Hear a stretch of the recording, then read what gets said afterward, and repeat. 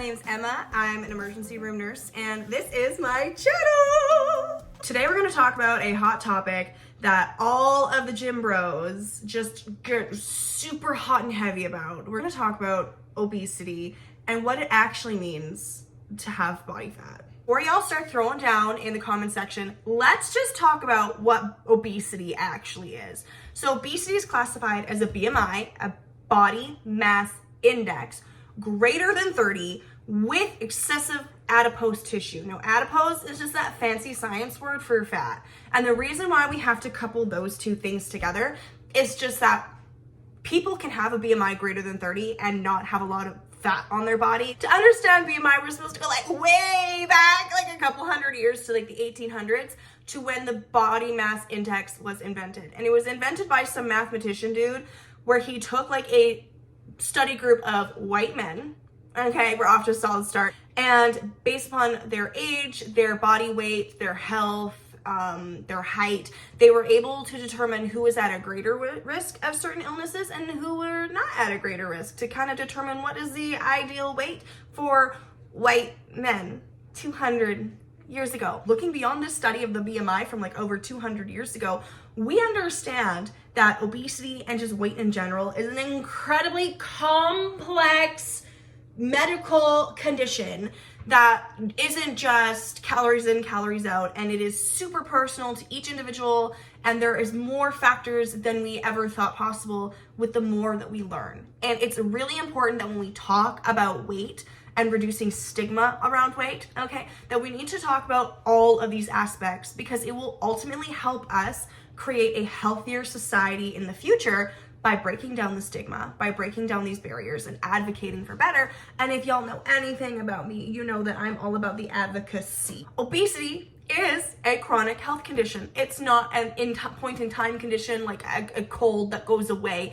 It's a chronic condition that people often have to deal with long term, or if not for the rest of their lives, that they have to work at finding ways to combat this chronic health problem of obesity, because it's not just watch what you're eating. Thanks there, Brad. So what we know as a general rule of thumb when it comes to body weight is that it's calories in versus calories out. Now, to break down what this means is that calories are energy. Let's go over the superficial causes of obesity, the one that everyone likes to preach, and that's calories. So yes, calories do play a role in obesity, and we need to understand how they play a role when it comes to our body weight. So calories are energy. So when we ingest food, our body breaks the food or the calories into energy. And then we either use the energy or our body stores the energy. We want to have energy stores for later, because we don't eat 100% of the time. We do things like sleep. We do long types of activities. People are meant to have body fat on them as energy stores, so that when we're in a period where we don't get to eat, we're not going to die. Body fat gets such a bad rep, especially because it is an organ. It is an organ that we utilize for things like storing energy, heat. It is an insulator. It helps keep our core body temperature. It's also something to help regulate our hormones. It's part of your endocrine system, and it is a protector of your organs. Does this mean that everybody should work at gaining excessive amounts of weight? No. Does this mean that we need to belittle people who have large amounts of weight on their body? No, because obesity is a complex medical condition and no two bodies are built the same. So what really is causing obesity? Yes, I understand that calories in versus calories out does play a major factor, but there are so many other pieces to this puzzle that if we were to address would help change that calorie issue. One, genetics. We can't pick our genetics. That's just something that we're born into. And yes, I understand people may say our body structure is just going to be different, but that also impacts our fat cells. It impacts your metabolism. It impacts those genes. That some genes are out there that make it really easy to gain weight, where even if we eat our basic diet, maintaining our BMR, there is still a chance that our body is not going to utilize that energy the same way another person's body will. We may be more likely to store that. So even if you're eating a really small amount of calories a day and not appropriately feeding your body can still store things as fat, because that's just how you are made up, baby, and there is nothing wrong with that. Then we also have health conditions. There are health conditions out there that 100% increase your risk of obesity. Things like polycystic ovarian syndrome, hypothyroidism, these conditions will increase your body's ability to store fat. Sometimes it's just through your hormones being dysregulated. Other times it's through the fact that your metabolism completely slows down, and that's what happens with hypothyroidism. Even with hyperthyroidism, you just see the opposite effect. People are more likely to have a higher metabolism, higher hunger, and they will end up losing weight because their metabolism is running so fast that it's not appropriately storing energy. And we don't want that either, because we need that energy store in order to function for those periods when we're not eating. Let's take it a step further and talk about medications. Things like corticosteroids and antidepressants. These things do increase your risk of weight gain. That's normal. But if that's not something that you're wanting, talking to your doctor or a pharmacist, potentially weaning you off those steroids or even altering what type of antidepressant you're on, those could potentially be options for you if you're wanting to reevaluate your health and decrease your overall BMI. Again, you need to look at what is the purpose of these medications and is the risk versus benefit there. You're at greater risk of harm or death or a negative outcome if you were to wean yourself off of these medications. Don't go off these medications. Being skinny is not worth the wrath and the backlash that will come to you if you end up going off of these medications. Your mental health matters. These are things that you need to consider based upon what medications you're taking, why are you taking them, and which medical professional have you spoken to. We're not even done yet. Let's talk about mental health. There are so many studies coming out now with our new understanding of how the body works and the impact mental health has on our body to say that this is a huge risk factor for obesity. Hold the phone! Yes, mental health does directly impact your body weight, and we have so much research to support this. When we look at stress and trauma, we recognize that there are some hormone changes that will occur with that because it's a natural response if we all remember what fight or flight is, right? So when a traumatic or a stressful event occurs, initially your body will produce a high level of adrenaline. Adrenaline is this fun little hormone that comes into play at the beginning of a traumatic event. And what it does is it suppresses hunger and it encourages weight loss through the metabolism of fat cells. Because remember, fat is energy, so it's breaking down that fat back into energy to utilize it to save your ass. Why is it doing that? It's because it is pausing all of your non-vital organs like your digestive tract so that your heart and your lungs and your brain can get you out of a situation so that you can get to safety. Once adrenaline weans off, which can be a short-term or a slightly long-term thing, but it'll ultimately wean off, then our happy little cortisol hormone pops up. And cortisol is the fun little stress hormone. It's like your happy little stress monster that comes into play. And what it does is it is going to cause insulin resistance. It's also going to increase fat stores in your body. So the food that you eat, it's going to be more likely to redirect it to fat stores. And it's going to make you crave high calorie, like sugary foods, so that it will then take those quick carbs and create it into fat stores. And we have that increased level of cortisol. There are two other hormonal changes because of cortisol that is going to occur. One of them is ghrelin, this happy little hunger hormone, which I'm probably butchering its name. And it comes in and it makes you hungry. And you just eat and eat and eat because cortisol stimulates, encourages the production of this hormone. But then we have another hormone called leptin. Leptin is your cessation hormone, your hormone of fullness. So when cortisol comes in and it brings its buddy ghrelin, it basically says, get out to leptin. So leptin starts to be suppressed, meaning you're not producing as much of this hormone, so you don't recognize fullness as frequently as you did before. This creates that perfect environment of weight gain because you have cortisol, which is encouraging fat stores, making you crave really high, quick carb, sugary foods, and it's encouraged insulin resistance. Then you have a hunger hormone that's making you feel uncontrollably hungry all of the time. So you're eating calories beyond your expected amount that you need to have to maintain your baseline metabolic rate and any other activities that you are doing. Then you have your leptin is being suppressed, meaning even when you eat all that food, you're not recognizing that your body is full. So you continuously eat. All of this comes together to increase body weight.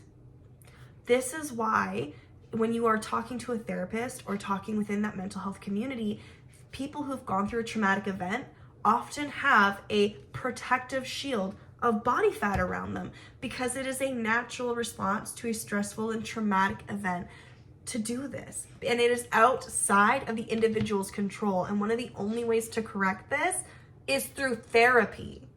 You can't just go and correct this by pulling up your bootstraps and taking no days off, because it is a mental health condition and a chronic condition that needs appropriate management through the correct multiple disciplinary team, not just some random dude on TikTok. When I'm talking about obesity and how complex it is and how it is not as cut and dry as calories in versus calories out, the team that I would like to see when we start creating obesity clinics and making them more regular and more accessible is you need to have a medical doctor, ideally somebody with an endocrine kind of background, or even have an endocrinologist on staff. I want to see a pharmacist that has a specialty in obese management. I want to see a registered dietitian. I want to see a therapist. I want to see a personal trainer. I want to see these people that can all come together collaboratively and find ways that best fit this individual patient by looking at their holistic health and find realistic, achievable goals for them. Because no, it is not realistic to say, I'm going to lose 1 to 2 pounds. I'm only going to eat 1,200 calories. I'm going to move my body until I throw up every single day. I want to be X amount of pounds. Because in reality, this isn't safe. And when we start to push these types of narratives of extreme caloric restriction, extreme diets, demanding that people move their bodies beyond what is realistic, pushing people to be these tiny individuals and saying, I did it, therefore I can teach you. These aren't healthy or safe. We as a society are super impatient. So when we go on these quick types of social media and we're seeing people being like, I lost 100 pounds in this much time, or I did this so you can do it too. What they fail to do is actually recognize how complex weight loss is, and they'll sit there and they'll bash weight loss medications, be like, oh, that's just like the easy way out. No, it is not an easy way out. Ozempic is not an easy way out. That's like saying to a person who has hypertension, oh, you're just taking hypertensive medications and that's the easy way out. You should get off those and do this. When people take Ozempic and they see results, and then they get off of Ozempic and they see weight gain, that's the same type of reaction as if a person with hypertension is taking an antihypertensive, corrects their blood pressure, gets off this medication, and then their blood pressure goes back up again. These are chronic illnesses. You have to be dealing with this for a long time. And if you haven't determined that root cause of your obesity and your weight gain before weaning off Ozempic, yes, of course, you're going to see that increase, because was it a hormonal imbalance? Or is it a psychological imbalance? Is it a genetic thing? Is it a medication thing? All of these potentials need to be addressed in order for you to appropriately continue living in that smaller body.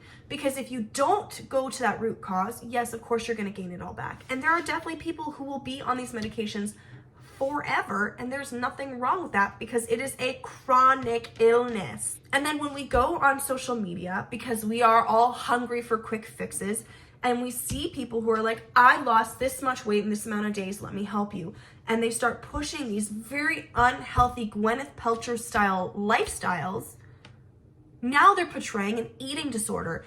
Even people who go to the gym and they track every single ounce of food that they eat, that is an eating disorder. There is a name for it, because people are by design able to eat freely. Our bodies are impacted by everything around us: the weather, the season, our environment, our stress, our work, our kids, our age of development, our hormones.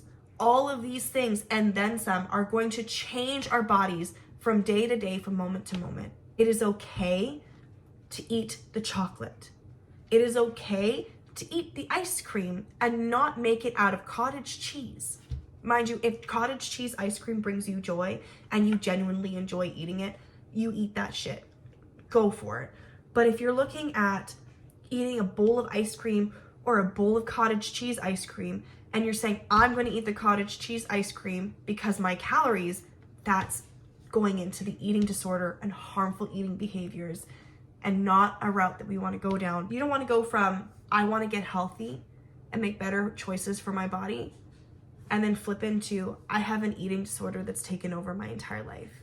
Because there's a very fine line when we start making those connections, when we start having that conversation. It's important to recognize that over-restriction leads to overindulgence, because too much of a good thing is no longer a good thing, and that goes for everything.